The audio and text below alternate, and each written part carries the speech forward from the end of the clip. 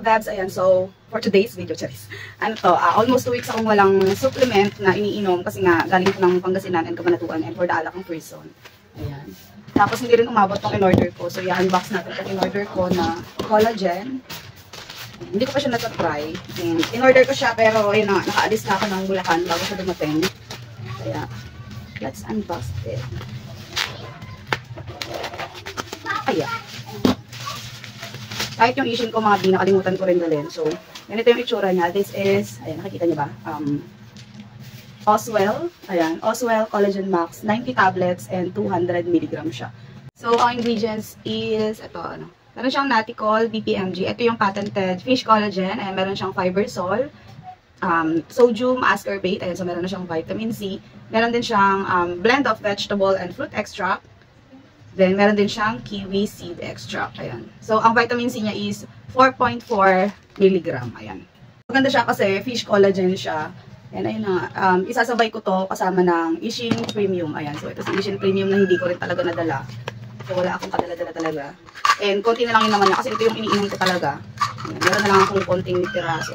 Ayan. Super duper na haggard ako. And, ayan. Pwede mo siyang isabay. Ayan. So, isasabay ko sila. Gagawan ko din to ng review. Ayan, so hintayin ninyo yung magiging review or feedback sa kanya. Meron siyang seal, of course. Ayan.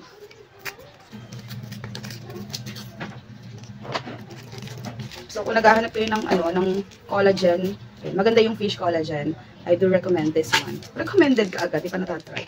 Ayun na nga. So, kung hindi mo bet mag-take ng glutathione, pero gusto mo ng, collagen with vitamin C, ayan, so pwede mo siyang i-try. Ayan, Collagen Max. And, ano siya, sourced from Taiwan and repacked here in the Philippines. Ayan, HACCP certified, ISO certified, and halal certified. So, pwede siyang i-take ng mga Muslim. Ayan. This one is imported. Pero yun nga, nirepack siya dito sa Pilipinas. And of course, this one is also FDA approved. Ayan, Oswell Collagen Max. Ayan, so ilalagay ko na lang din sa description box or comment section or kung saan man dyan ninyo pwede siyang ma-order. Ayan. Kung gusto nyo lang naman. So, mag-take lang ako ng isang capsule. Ayan. So, cute-cute siya. Maliit lang. And isang capsule ng Ishin Premium. Itong si Ishin Premium, meron na din naman siyang collagen. Ayan. Palagay dito. Ang collagen ni Ishin Premium is fish collagen din, which is same dito kay Oswell. Pero dahil nga yung collagen ni Ishin is parang minimal lang yung dosage, ayan, dagdagan natin siya ng Oswell Collagen Max para mas maganda yung maging effect niya. Wala pa akong food intake na kahit na ano dahil kagigising ko lang. And ito yung first, iti-take ko sa morning. And then iti-take ko din siya mamayang gabi. Siguro mga 2 hours after dinner or basta mga nasa 1 to 2 hours after dinner before going to sleep. So,